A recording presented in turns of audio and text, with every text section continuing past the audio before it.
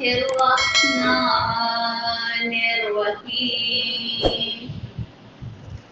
الحمد لله رب العالمين الحمد لله الذي هدانا لهذا وما كنا لنهتدي لولا أن هدانا الله لقد جاءت رسل ربنا بالحق الصلاة والسلام على أشرف الأنبياء والمرسلين وعلى أهل بيته الطيبين الطاهرين الصلاة والسلام على بقية الله في الأرضين صلوات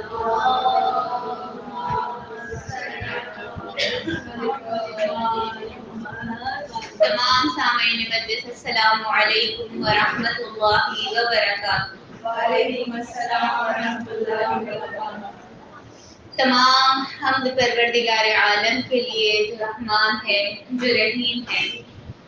پروردگار عالم کی حمد بیان ہی نہیں کی جا سکتی، ممکن ہی نہیں حمد خدا ہو سکے رقم، ممکن ہی نہیں حمد و ثنا ہو سکے رقم، اس کی اگر عطا ہو تو ہمت کریں گے ہم۔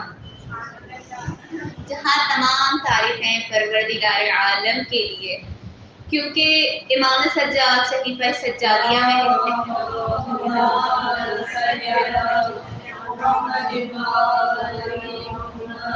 صحیفہ سجادیہ میں امام کہتے ہیں کہ بارے الہا میں تیری حمد کیسے بیان کروں، کیونکہ جس زبان سے میں حمد بیان کروں گا وہ زبان بھی تو تیری ہی عطا کردہ ہے، تو تیری حمد بیان نہیں ہو سکتی۔ اور پروردگار عالم آپ نے بھی سنا کہ ہم سے بہت زیادہ محبت کرتا ہے، اور جو روایات میں تذکرہ ہے، کتنی ماؤں کا تذکرہ ہے؟ 70 ماؤں سے زیادہ۔ علماء کہتے ہیں کہ 70 بھی سمجھانے کے لیے ہے۔ پروردگار عالم کی محبت کا اندازہ ہم اور آپ کر ہی نہیں سکتے۔ ایک نان بھائی تھا، نان بھائی روٹی پکانے والے کو کہتے ہیں۔ وہ روٹی پکاتا تھا اور اس کا چھوٹا سا ایک تندور سا تھا۔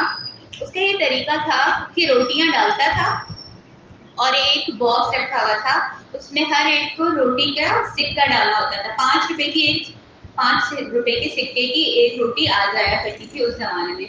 اب سکے بڑھا دیے تو 25 روپے ہو گئی ہے، ٹھیک ہے۔ تو 5 روپے کا سکہ ڈالتے تھے اور وہ جو بھی ڈالتا تھا آواز آتی تھی وہ اس کو روٹی گرما گرم دے دیتا تھا۔ اس کا یہ طریقہ کار تھا۔ تو بعض لوگوں کے پاس سکے ہوتے تھے اور بعض لوگوں کے پاس سکے نہیں ہوتے تھے۔ اب جن کے پاس سکے نہیں ہوتے تھے وہ کھوٹے سکے ڈال دیا کرتے تھے۔ کھوٹے سکے پرانے زمانے میں ہوتے تھے، 5 روپے کا ہی سکہ ہوتا تھا لیکن خراب ٹوٹا پھوٹا جو کہیں نہیں چل سکتا تھا۔ اب چونکہ وہ تو روٹی ڈالنے والا روٹی ڈال رہا ہوتا تھا، اس کو بس سکے کی آواز آتی اور اس آواز پر وہ روٹی دے دیا کرتا، اور جب وہ بعد میں اپنی اماؤنٹ چیک کرتا تو وہ اتنی نہیں ہوتی۔ تو اس کے کچھ دوستوں نے اس سے کہا کہ یہ تم کیوں کرتے ہو؟ پہلے تم سکہ دیکھا کرو کہ وہ ڈال رہا ہے پورا صحیح سکہ ہے، تبھی تم اس کو روٹی دیا کرو۔ اس نے کہا کہ یہ میں ان لوگوں کے لیے نہیں کرتا، یہ میں اپنے لیے کرتا ہوں۔ جب یہ لوگ کھوٹے سکے ڈال دیتے ہیں اور میں اسے قبول کر لیتا ہوں اور میں کھوٹے سکے کی جگہ بھی ان کو تازی گرما گرم روٹی پکا کے دے دیتا ہوں، پھر میں خدا سے کہتا ہوں خدایا تو جانتا ہے کہ اس کا دیا ہوا سکہ صحیح ہے یا صحیح نہیں ہے۔ بالکل اسی طریقے سے خدایا میرے بھی تو سارے اعمال صحیح نہیں ہیں، میرے جو کھوٹے اعمال ہیں، جو میرے ناقص اعمال ہیں، تو مجھے اس عمل کے عوض اسے قبول کر لینا۔ یعنی میں تیرے دیے ہوئے قلیل رزق پر راضی ہوں، تو میرے کیے ہوئے قلیل عمل پر مجھ سے راضی ہو جائے۔ ضرور بھیجے محمد۔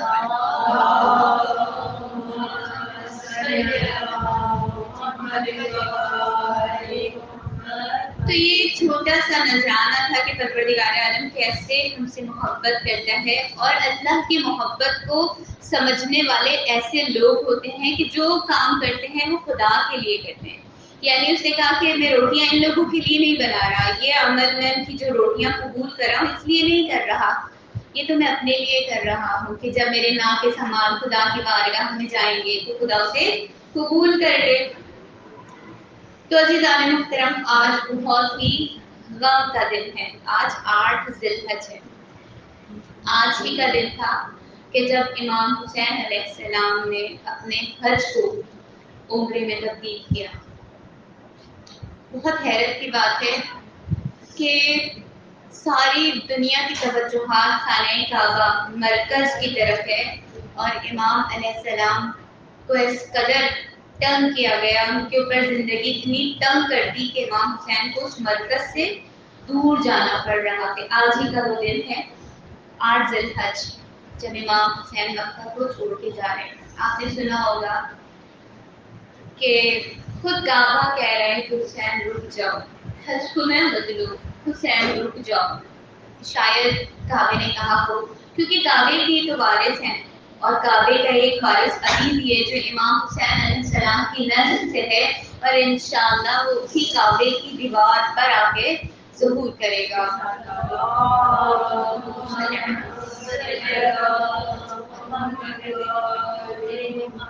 پروردگار عالم قرآن مجید میں سورہ مائدہ آیت نمبر 32 میں ارشاد فرما رہا ہے۔ آیت تو بہت بڑی ہے لیکن ہم اس کا ایک جز پڑھیں گے کہ جس میں پروردگار عالم ارشاد فرما رہا ہے، بسم اللہ الرحمن الرحیم، كتبنا علی بنی اسرائیل من قتل نفسا بغیر او فساد فی الارض فکأنما قتل الناس جمیعا، یعنی ہم نے بنی اسرائیل پر لکھ دیا ہے۔ کیا لکھ دیا ہے؟ کہ جو کوئی ایک شخص کو قتل کرے گا، پھر خود قرآن بتا رہے قتل کی 2 صورتیں، اگر وہ قتل کسی جان کے بدلے میں کیا ہو یا زمین پر پھیلانے کے بدلے میں کیا نہیں ہو، تو اس نے اگر کسی شخص کو قتل کیا تو اس کا ایک شخص کو قتل کرنا ایسا ہے جس نے اس نے کل انسانوں کو قتل کر دیا۔ اسی آیت میں شاید آپ کو اس کے ترجمہ سمجھنے میں دشواری ہوئی ہو، میں اس کو ذرا وضاحت کر دوں کہ اسلام ہر چیز کا حساب کتاب رکھتا ہے۔ خون کا بدلہ خون آیات میں ہے، آنکھ کا بدلہ آنکھ، دانت کا بدلہ دانت، ہڈی کا بدلہ ہڈی، یہ قرآن کی آیت ہے، میں اپنے ہاتھ سے بیان نہیں کر رہی۔ اگر کسی نے کسی کی آنکھ پھوڑ لی تو اسلام کہہ رہا ہے تم بھی اس کی آنکھ پھوڑ دو، یہ اس کا بدلہ ہے، قصاص اسلام میں موجود ہے۔ اگر کسی نے ایک انسان کو قتل کیا تو اس کے گھر والوں کو حق ہے کہ اس کو قتل کر دیا جائے۔ آپ کو یاد ہوگا کہ مولا کائنات نے ابن ملجم کے بارے میں اپنے بیٹے امام حسن کو وصیت کی تھی کہ ابن ملجم نے مجھ پر ایک وار کیا تھا، تم بھی فقط ایک ہی وار کرنا۔ اس کا مطلب یہ ہے کہ امام ہمیں بتا رہے ہیں کہ اسلام میں قصاص کا عمل موجود ہے۔ تو قرآن میں خدا اس آیت میں کہہ رہا ہے کہ اگر کوئی شخص قتل کرے لیکن وہ ایسا قتل نہ ہو کہ کسی نے قتل کر دیا، کیونکہ قتل کا بدلہ قتل تو کیا جا سکتا ہے، یہ جائز ہے۔ اور دوسری شق جو آیت ہی بتا رہی ہے کہ اگر کوئی زمین پر فساد پھیلا رہا ہو تو اس کو بھی قتل کیا جا سکتا ہے۔ اس کے علاوہ اگر کوئی قتل کرے تو پھر ایسا ہے کہ اس نے پوری عالم انسانیت کو قتل کر دیا، یعنی ایک انسان کا نقصان گویا کل انسانیت کو قتل کرنے کے برابر ہے۔ یہی سوال ہمارے اور آپ کے امام جعفر صادق علیہ السلام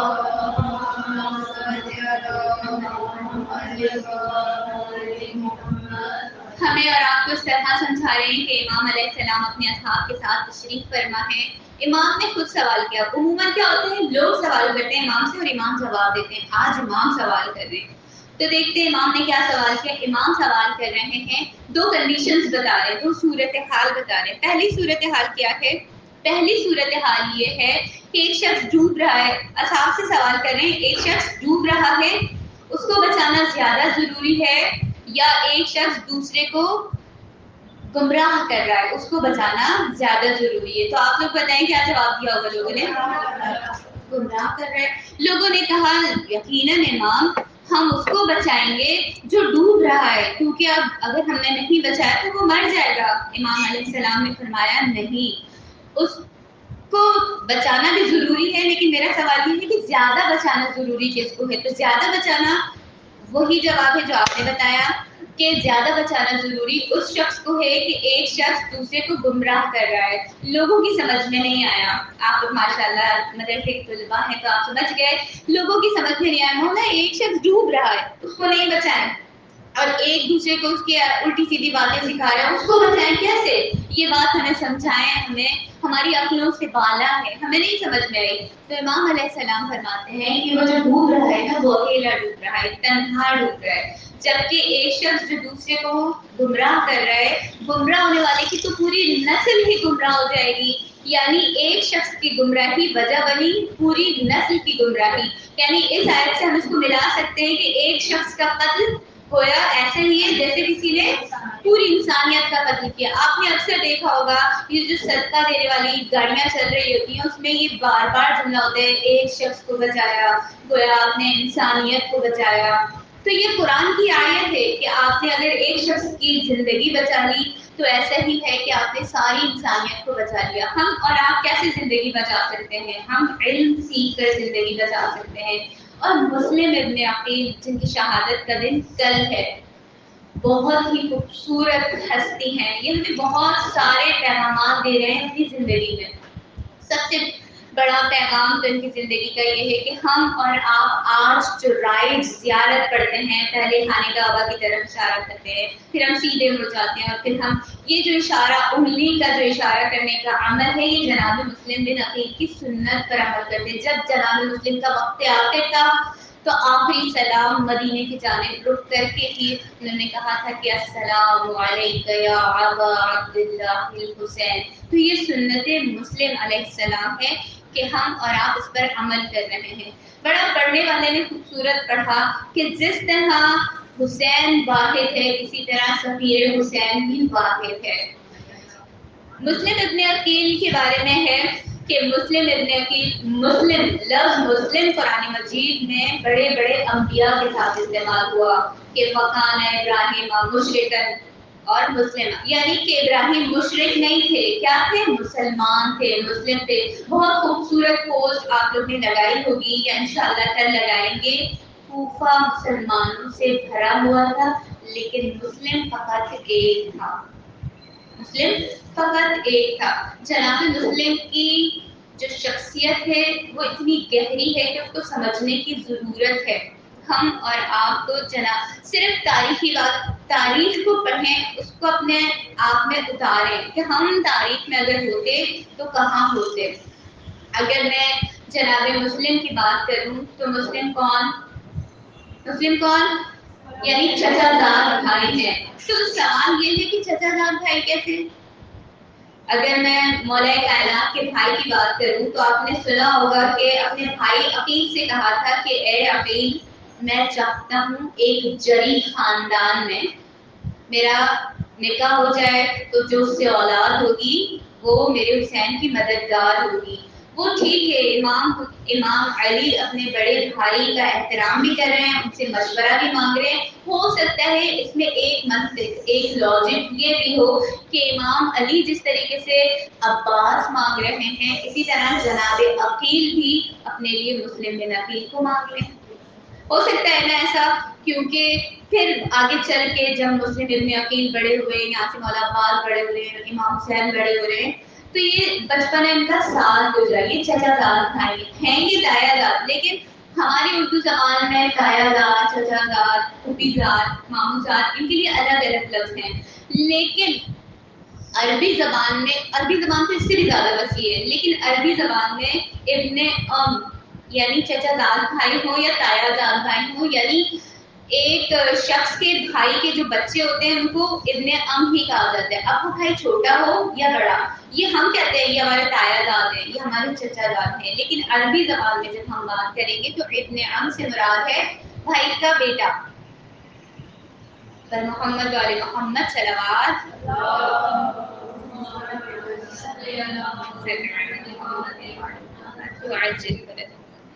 تو ہوا کیا, تاریخ میں اگر ہم اور آپ چلیں تو امام حسین علیہ السلام کو جب پتہ چلا کہ راتوں رات امام کے پاس پیغام بھیجا کہ امام حسین علیہ السلام کو حاکم مدینہ نے بلایا ہے, تو امام حسین علیہ السلام اکیلے نہیں گئے، بنی ہاشم کے ساتھ گئے، اس میں مسلم ابن عقیل بھی تھے۔ اب تک ہم سنتے ہیں نا 17 بنی ہاشم، 18 بنی ہاشم، اس میں خاص بات یہ کہ مسلم ابن عقیل بھی تھے۔ اور یہ گئے، امام حسین نے جا کے بات کی، ہاں وہی پتا چلا کہ بھائی معاویہ مر چکا ہے، معاویہ نے اپنے ہی بیٹے کو بنا دیا ہے حاکم وقت یا خلافت، اپنے بیٹے یزید کو دے دی ہے۔ اور ولید نے کہا، جو کہ حاکم مدینہ تھا یا گورنر مدینہ تھا، ولید نے کہا کہ حاکم میرے پاس یہ حکم ہے کہ آپ سے بیعت لے لوں۔ امام حسین علیہ السلام نے کہا یہ تو بدلے میں ہونے والی بات نہیں، یہ رات و رات سنانے کا کیا عمل ہے؟ تو جو بات ہوگی سر کے سامنے ہوگی اور مسجد میں ہوگی۔ وہیں پہ مروان ابن حکم کھڑا تھا، اس نے کان میں ولید کے کہا کہ ان سے ابھی ہی بیعت لے لو، ورنہ تم بیعت لے نہیں سکو گے، ہم ان کو قتل کر دیں گے اگر یہ بیعت نہیں کرتے۔ امام حسین علیہ السلام کو جلال آیا، امام حسین علیہ السلام نے ڈائریکٹ براہ راست ایک جملہ کہا، اے زرکا کے بیٹے کیا تم مجھے قتل کرے گا؟ جب امام حسین کی آواز بلند ہوئی تو وہ جو بنی ہاشم تھے وہ اندر آ گئے، لیکن کسی نے بھی امام کے حکم سے پہلے کوئی عمل جارحانہ نہیں، اس کا اظہار ہی نہیں کیا، کیونکہ امام کی اطاعت سب پر واجب ہے۔ امام حسین علیہ السلام وقت کے امام ہیں، لہٰذا امام حسین علیہ السلام 18 بنی ہاشم کے ساتھ واپس اپنے گھر آئے۔ تب اپنی بہن سے کہا کہ اب مدینہ ہمارے رہنے کے قابل نہیں رہا، یہاں پہ اب ہمارے لیے جائے پناہ باقی نہیں رہی، اب ہم یہاں سے کوچ کریں گے، یعنی یہاں سے ہم سفر کریں گے۔ کہاں کا سفر کریں گے؟ ہم مکہ جائیں گے۔ پرانے زمانوں میں سفر ایسے ہوتے تھے کہ 6 مہینے گزر جاتے تھے، کیونکہ جانوروں کی بیٹھ پر، اور یہ سفر بھی ایسا تھا جس میں چھوٹے بچے، عورتیں، خواتین، جوان، بوڑھے سب شامل تھے۔ تو یہ قافلہ رواں رواں ہوا، مکہ پہنچ گیا یہ قافلہ۔ امام حسین علیہ السلام اب جو ہے امام حسین علیہ السلام کے پاس بہت سارے خطوط آنے لگے۔ خطوط کہاں سے آ رہے ہیں؟ کوفہ سے آ رہے ہیں۔ کسی دن 600 خطوط آئے، کسی دن 1200 خطوط آئے، ایک دن ایسا ہوا کہ 12,000 تک ان کی تعداد ہو گئی۔ اور خط میں کیا لکھا تھا؟ امام حسین علیہ السلام، ہم چاہتے ہیں کہ یزید ہمارا حاکم نہ ہو، آپ وقت کے امام ہیں، آپ پر ہدایت واجب ہے، آپ کوفہ آ جائیں۔ امام حسین علیہ السلام نے 12,000 خطوط کا صرف ایک جواب دیا، اپنے بھائی مسلم ابن عقیل کو بلایا اور کہا کہ یہ خطوط آ رہے ہیں مسلم، آپ ایسا کیجئے کوفہ جائیں، وہاں کے حالات معلوم کریں، اگر حالات سازگار ہیں اور آپ کو لگے کہ وہاں کے لوگ واقعاً نصرت کے لیے تیار ہیں اور ہمارا ساتھ دیں گے اور وہ سچے لگیں آپ کو، کیونکہ آپ پر مجھے بہت اعتبار ہے، آپ میرے معتمد ہیں، آپ ثقہ یعنی سچے ہیں۔ اپنے بھائی، اپنے چچا زاد بھائی کو گلے سے لگایا اور مسلم ابن عقیل سے کہا کہ میں چاہتا ہوں کہ آپ کوفہ جائیں۔ مسلم ابن عقیل نے اپنے دونوں معصوموں کو اپنے ساتھ لیا۔ مسلم ابن عقیل ہمیشہ مدینہ میں رہے، جیے پلے بڑے، جوان ہوئے، تو وہ واقف نہیں تھے وہاں کے راستوں سے، تو 2 اشخاص کو اپنے ساتھ لیا ایز اے گائیڈ، رہبر کے طور پر۔ لیکن کیا ہوا، وقت کا اور موت کا کسی کو پتہ نہیں ہوتا۔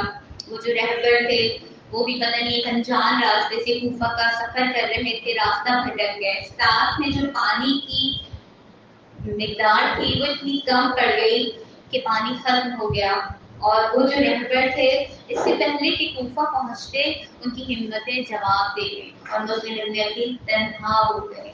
اب راستہ نہیں پتا، لیکن مسلم ابن عقیل نے ہمت نہیں ہاری، چاہتے تو واپس پلٹ آتے، امام حسین کہہ دیتے کہ جن کے ساتھ میں گیا تھا وہ خود راستہ بھٹک گئے اور ان کی ہمتیں جواب دے گئی، تو میں کیسے آگے جاتا۔ مسلم ابن عقیل نے کہیں پڑاؤ کیا، وہاں سے پانی کی مقدار اپنے ساتھ لی اور سفر کو جاری رکھا۔ راستہ نہیں جانتے تھے کیونکہ حکم امام تھا، اطاعت امام میں مسلم ابن عقیل آگے بڑھے اور بڑھتے ہی گئے، یہاں تک کہ انہیں پتہ چلا کہ انہیں کوفے کی سرحدیں نظر آنے لگی ہیں۔ بہت خوش ہوئے۔ کوفے میں مختار کا نام آپ نے سب نے سنا ہوگا، مختار ثقفی نے ان کو بہت ہی اچھا خوش آمدید کہا اور ان کے گھر میں انہوں نے پڑاؤ کیا، یعنی رہنا شروع کر دیا۔ مسلم ابن عقیل سے لوگ بہت، کوفے کے سارے لوگ بہت خوش ہوئے۔ مسلم ابن عقیل نے اپنا جو ساتھ خط لے کر آئے تھے امام حسین علیہ السلام کا، جس میں یہ لکھا ہوا تھا کہ یہ خط حسین ابن علی کی جانب سے ہے اور میں اپنے چچزاد بھائی مسلم ابن عقیل کو آپ کے پاس بھیج رہا ہوں اور یہ مجھے وہاں کے حالات سے آگاہ کر دیں گے، تب میں یہاں پر آ جاؤں گا۔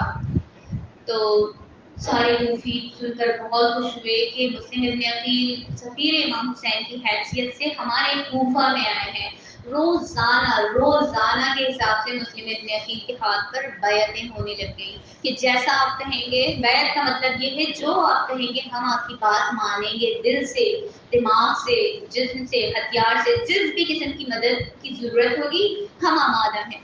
مسلم ابن عقیل بہت خوش ہوئے، یہاں تک کہ بیعت کرنے والوں کی تعداد ہو گئی 18,000۔ جب 18,000 تعداد ہو گئی تو کسی جاسوس نے کوفے سے ہی کسی نے جاسوسی کی اور یزید تک یہ پیغام پہنچا دیا کہ امام حسین تو نہیں لیکن ان کا سفیر مسلم ابن عقیل کوفہ پہنچ گیا ہے۔ تو یزید کا اپنا تو خود دماغ چلتا نہیں تھا کیونکہ بدکار انسان تھا، دماغ بد فعلی میں تھا اس کا، تو اس نے ایک عیسائی سے مشورہ کیا کہ مجھے کیا کرنا چاہیے۔ عیسائی کے دل میں ویسے ہی بغض محمد وال محمد، کیونکہ وہ یہ چاہتے ہیں کہ حضرت عیسیٰ کا بول بالا ہو۔ بہرحال اس نے یہ مشورہ دیا کہ جو کوفے میں اس وقت تمہارا گورنر ہے نعمان، اس کو تم ہٹاؤ اور ابن زیاد جو کہ شقی القلب ہے، جس کے دل میں بغض آل محمد پھوٹ پھوٹ کے بھرائے، سب سے پہلے تو تم نعمان کو ہٹا کے ابن زیاد کو رکھو۔ ابن زیاد نے سفر کرنا شروع کیا جیسے یزید کا یہ پیغام ملا۔ ابن زیاد چہرے پر نقاب ڈالے ہوئے گھوڑا دوڑاتے ہوئے جب کوفے کی سرحدوں میں پہنچا تو لوگ جوب در جوب ابن زیاد کی زیارت یہ سمجھ کر آنے لگے کہ شاید امام حسین علیہ السلام تشریف لائے ہیں، اور ابن زیاد نے بھی اپنے منہ سے یہ نہیں کہا کہ میں ابن زیاد ہوں۔ سب لوگ لبیک لبیک لبیک کہتے ہوئے گھروں سے باہر نکلے اور جمع ہو گئے کہ ہمارے امیر آ گئے، امام حسین علیہ السلام آ گئے، اور منہ پہ اس کے نقاب ہی رہا، اس نے جواب نہیں دیا۔ اس کو جب اندازہ ہو گیا کہ یہ لوگ اپنے دل اور جان بھی قربان کرنے کے لیے تیار ہیں، اس نے حکم دیا کہ کل آج، اس نے یہ نہیں بتایا کہ میں کون ہوں، اس نے کہا آپ سب سے میری ملاقات، کیونکہ وہ رات میں نصف شب میں داخل ہوا تھا کوفے کی سرحدوں میں، تو اس نے کہا کہ سب سے صبح ملاقات ہوگی، سب صبح اس وقت پر آ جائیں مسجد میں۔ سارا کوفہ مسجد میں کھچا کھچ بھر گیا۔ تب ابن زیاد نے کہا کہ میں نیا گورنر ہوں، میرا نام ابن زیاد ہے، مجھے یزید نے یہاں تعین کیا ہے، میرا یہاں پہ مطلب میں اب یہاں پہ آپ لوگوں کا گورنر ہوں۔ یزید کا حکم یہ ہے کہ جو ابن زیاد کی بات نہ مانے اس کا سر قلم کر دو، اس کے پاس جو بھی مال و اسباب ہے اس کو لوٹ لو، اور جو بات مان لے ابن زیاد کی اس کو مالا مال کر دینا۔ تو جب لوگوں نے یہ خبر سنی تو کوفے والے ڈر گئے، سہم گئے، اور مسلم ابن عقیل کی اگر میں بات کروں تو مسلم ابن عقیل کو یہ معلوم تھا کہ 18,000 لوگوں نے میرے ہاتھ پر بیعت کی۔ یہاں مسلم ابن عقیل نے خط اپنے چچا بھائی کو لکھا کہ امام حسین علیہ السلام کوفہ تیار ہے، یہاں پہ زمینہ تیار ہے، زرخیز ہے، آپ آ جائیے۔ یہ خط قاصد کے ذریعے روانہ ہوا۔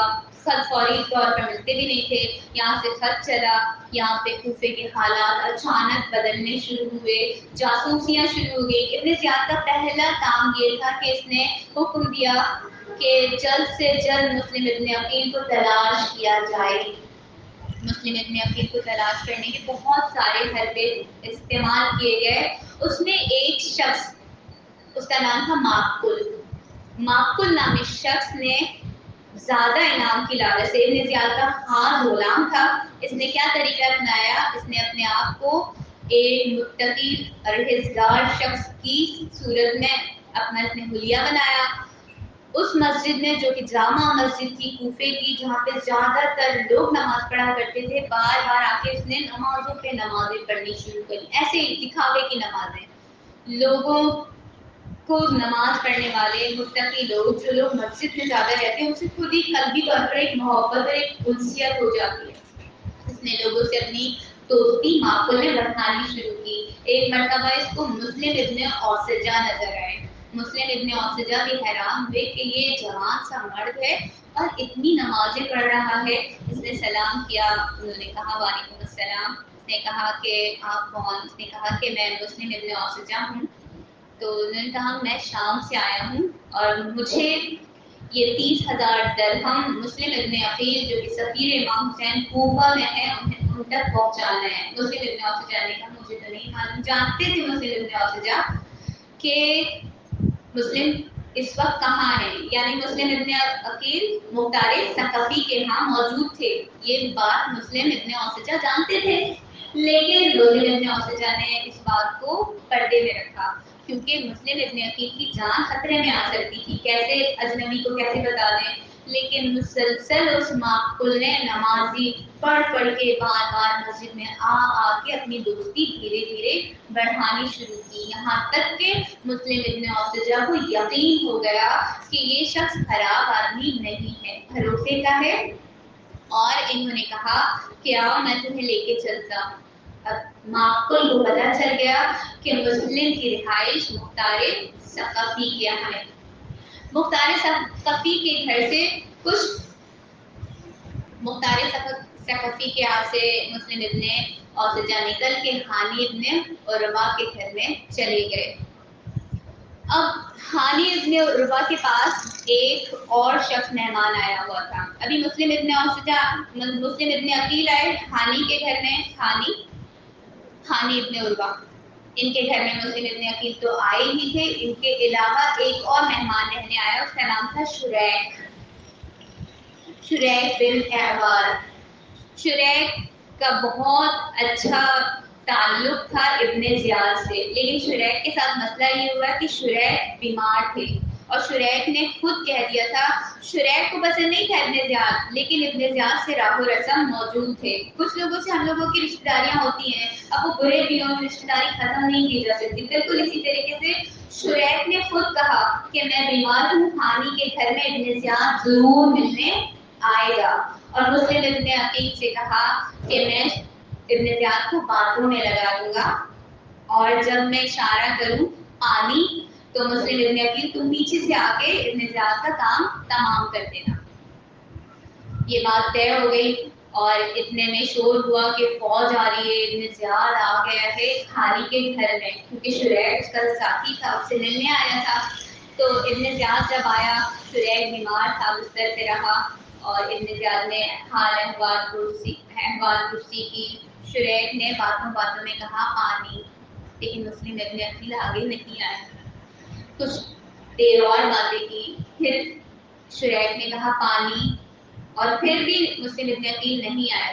تیسری مرتبہ شریک نے ایک شعر پڑھا جس کا مفہوم یہ ہے کہ موت کا پیالہ پینے میں جلدی کرنا چاہیے. اس کے باوجود مسلم ابن عقیل نہیں آئے اور ابن زیاد چونکہ چالاک اور شاطر تھا, سمجھ گیا کہ یہاں پہ کچھ چل رہا ہے. اس نے کہا مجھے دیر ہو رہی ہے اور اب میں جاؤں گا, اب میں آپ سے بعد میں ملاقات کروں گا. اتنے میں ابن زیاد گھر سے باہر نکلا. حانی ابن عروہ اور شریک نے مسلم ابن عقیل سے پوچھا کتنا اچھا موقع تھا, تم ابن زیاد کو مار سکتے تھے, کیوں نہیں مارا؟ مسلم ابن عقیل نے کہا دو وجوہات کی وجہ سے. کہا بیان کرو کہ وہ وجوہات کیا تھی؟ ہمارے گھر میں قاتل موجود تھا تو مار سکتے تھے. انہوں نے کہا پہلی وجہ تو یہ ہے کہ بنی ہاشم کا خون ہے اور مجھے رسول اللہ کی یہ حدیث یاد تھی کہ مومن کبھی دھوکہ نہیں دیتا. تو مجھے خون بنی ہاشم, شجاعت بنی ہاشم نے اجازت نہیں دی کہ میں اس طریقے سے کسی کو دھوکے سے مار دوں. اور دوسری وجہ یہ کہ میری وجہ سے میزبان یعنی حانی پریشانی میں آ جاتے, تو میں یہ نہیں چاہتا تھا. اب ابن زیاد اپنے گھر گیا اور ہانی ابن عروہ کو اپنے دربار میں بلایا اور ہانی سے کہا کہ ہانی ہمیں معلوم ہوا ہے کہ تم نے مسلم ابن عقیل کو اپنے گھر میں پناہ دی ہے۔ ہانی ابن عروہ نے کہا آپ نے یہ کس سے سنا؟ آواز معقول چونکہ پہلے ہی دیکھ چکا تھا کہ مسلم ابن عقیل ہانی کے گھر میں رہ رہے ہیں۔ اب ہانی ابن عروہ کو سمجھ میں آیا کہ معقول ہی وہ شخص ہے جو سبب بنا جس کی وجہ سے یہ اس راز پر سے پردہ ہٹ گیا کہ مسلم ابن عقیل کہاں موجود ہیں۔ بہرحال ابن زیاد میں نے بتایا کہ بہت ہی شقی القلب تھا، اپنے ہاتھ میں ہر وقت ایک کوڑا رکھتا تھا، جو بھی اس کی بات نہ سنتا تھا فوراً کوڑا ہوا میں لہراتا اور اس کوڑے کی زور سے وہ اپنے کام کروا لیتا تھا، اپنے حکم پر عمل کروا لیتا تھا زبردستی۔ ہانی ابن عروہ کے چہرے پر کوڑا مارا۔ ہانی ابن عروہ خود ایک ضعیف العمر شخص تھے، نازک سی پتلی کھال تھی، جیسے ہی کوڑا لگا اس کی درد برداشت نہیں کر سکے، خونم خون ہو گیا ہانی ابن عروہ کا چہرہ۔ ایک دو اور کوڑے جو ہانی ابن عروہ پر اس زور سے اس شقی نے مارے کہ ہانی ابن عروہ جو کہ پاک خون شخص تھا شہید ہو گیا۔ جیسے ہی مسلم ابن عقیل کو یہ خبر ہوئی کہ ہانی ابن عروہ یعنی جس کے گھر میں مہمان تھا میرے میزبان کو قتل کر دیا گیا ہے، تو اب مسلم ابن عقیل نے ان 18,000 لوگوں سے کہا کہ اب مسجد میں سب ایک ساتھ عشاء کی نماز پڑھیں گے۔ اب وہ وقت آ گیا ہے کہ اب ہمیں نکلنا ہے اور ہمیں جنگ کرنی ہے۔ اب وہ وقت آ گیا ہے کہ اب ابن زیاد ہم سے نہیں بچ سکے گا۔ اب جب مسلم ابن عقیل نماز عشاء کے لیے مسجد میں آئے تو عزاداران امام مسجد میں صرف اور صرف 30 نمازی آئے۔ جب نماز پڑھی گئی اور مسلم ابن عقیل نے پیچھے مڑ کر دیکھا تو 10 لوگ رہ گئے تھے۔ مسلم ابن عقیل اتنے جری پھر بھی انہوں نے ہمت نہ ہاری، انہوں نے کہا کہ نہیں ہمیں تو ابن زیاد کے لیے جانا ہی ہے۔ چند قدم مسلم ابن عقیل چڑھے اور چل کر پھر پیچھے مڑ کے دیکھا، اب کوئی بھی نہیں تھا جو مسلم ابن عقیل کے ساتھ چلتا یا ان کا ساتھ دیتا۔ مسلم ابن عقیل نے رونا شروع کر دیا، اس لیے نہیں کہ اب وہ مار دیے جائیں گے، اب وہ شہید کر دیے جائیں گے، بلکہ اس لیے کہ وہ یہ سوچ رہے تھے کہ میں نے وہ خط کیوں لکھا کہ جس میں میں نے لکھا کہ اے میرے چچا زاد بھائی امام حسین علیہ السلام، کوفے کے لوگ مدد کے لیے آمادہ ہیں اور تیار ہیں۔ عزاداروں، مسلم ابن عقیل کوفے کی گلیوں سے راستوں سے واقف نہیں تھے۔ ایک دروازے کے باہر سانس لینے کے لیے بیٹھے، وہ کسی مومنہ کا ہی گھر تھا، وہ اپنے بیٹے کا انتظار کر رہی تھی۔ دروازہ کھولا تو دیکھا ایک جوان بیٹھا ہے، کہا کہ یہ زمانہ پراشوب ہے، تم یہاں کیوں بیٹھے ہو؟ مسلم ابن عقیل نے کہا مسافر ہوں، غریب جس کا کوئی وطن نہ ہو اسے غریب کہتے ہیں عربی میں۔ غریب ہوں، مسافر ہوں، پیاسا ہوں، ہو سکے تو مومنہ مجھے پانی پلا دے۔ مومنہ گھر میں گئی، پانی کا گلاس بھرا اور مسلم ابن عقیل کو دیا۔ مسلم ابن عقیل نے پانی پیا اور گلاس واپس کیا۔ مومنہ اندر گئی، کچھ دیر کے بعد پھر دروازہ کھولتی ہے، دیکھتی ہے کہ وہی جوان پھر بیٹھا ہوا ہے۔ اب مومنہ سے رہا نہیں گیا، مومنہ نے کہا اے شخص تو نے مجھ سے پانی مانگا، میں نے تجھے پانی دیا، تو اب اپنے گھر چلا جا۔ جیسے ہی یہ جملہ مسلم ابن عقیل نے سنا، مسلم ابن عقیل کے دل پر جیسے گھوسا لگا ہو، کہنے لگے اے مومنہ اگر کسی کا کوئی گھر ہی نہ ہو۔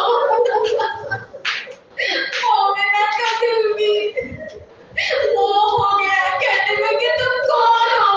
کہنے لگے میں سفیر حسین، مسلم ابن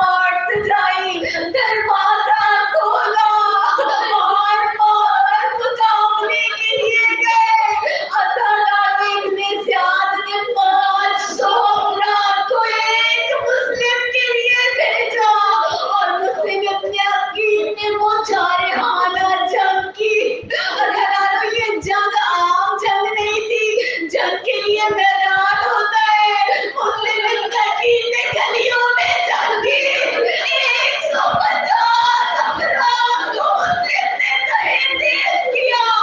ارے ابن اشد نے ابن زیاد کے پاس ایک مرتے کو بھیجا کہ اور کون بھیجو.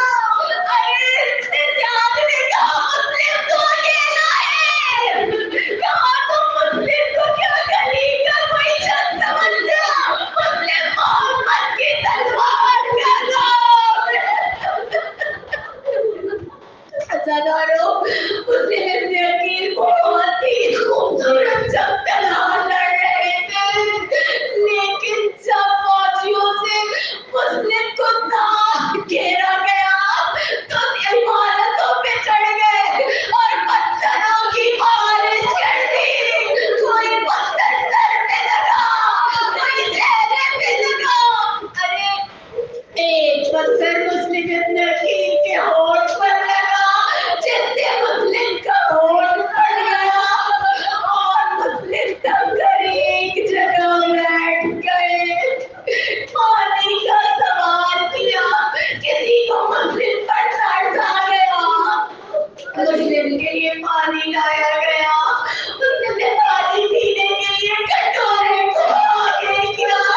مسلم کے ہونٹ کا خون کٹورے میں چلا گیا. مسلم ابن عقیل چونکہ فکر سے واقف تھے، جانتے تھے کہ خون نجس ہے، یہ پانی نہیں پیا جا سکتا.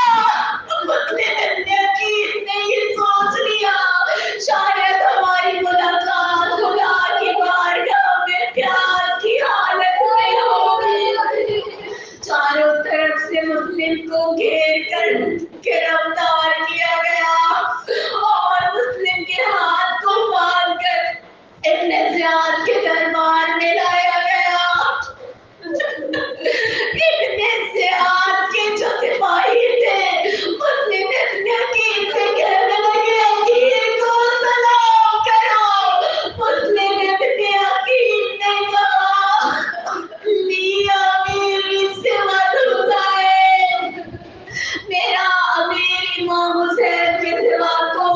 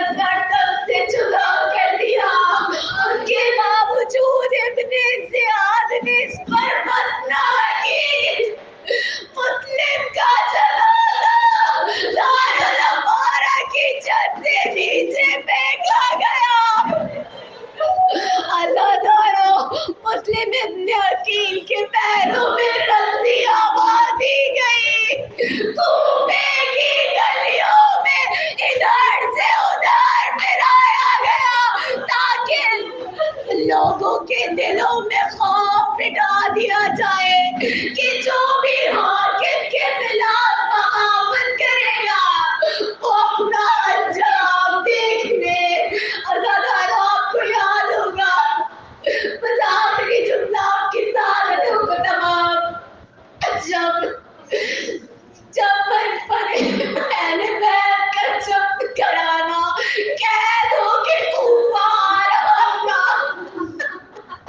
اور مسلم کی بیٹی نے اپنے بابا جان کوفے کے دروازے پہ لگا ہوا دیکھا، اپنے مسائل پڑھنا شروع کیے، بابا آپ کا یہ حال کیا، بابا ہمارے کانوں سے گوشت ہمارے جینے، بابا ہمارے سروں سے ردائیں اللہ ولعنت اللہ علی القوم الظالمین۔ فسيعلم الذين ظلموا أي منقلب ينقلبون۔ خدایا ہماری قلیل سی عبادت کو ہم سے قبول فرما، خدایا ہمارے گناہ کبیرہ اور صغیرہ کو معاف فرما، خدایا یہاں پہ جتنے پریشان آج خدایا ہمیں کسی کی پریشانی نہیں جانتی خدایا، لیکن تو سب کی پریشانیوں کو جانتا ہے خدایا۔ محمد و آل محمد کے صدقے میں خود جناب مسلم باب الحوائج ہیں۔ باب الحوائج ہونے کی وجہ یہی ہے کہ ان کی پوری نسل ختم کر دی گئی دین اسلام کی خاطر، تو اسی باب الحوائج کو وسیلہ بناتے ہیں کہ باب الحوائج مسلم ابن عقیل کے صدقے میں جس کی جو مصیبت ہو تو دور فرما، زمانے کے امام کے ظہور میں تعجیل فرما، ظہور میں تعجیل سے پہلے ہم سب اپنے اپنے کرداروں میں مثبت تبدیلی لا سکیں، زمانے کے امام ہم سے راضی ہو سکیں، تمام مرحومین کی پروردگار اعلیٰ برزخ کی، آخرت کی، قبر کی ساری مشکلات کو آسان فرما، تمام دعاؤں کی قبولیت کے لیے بلند صلوات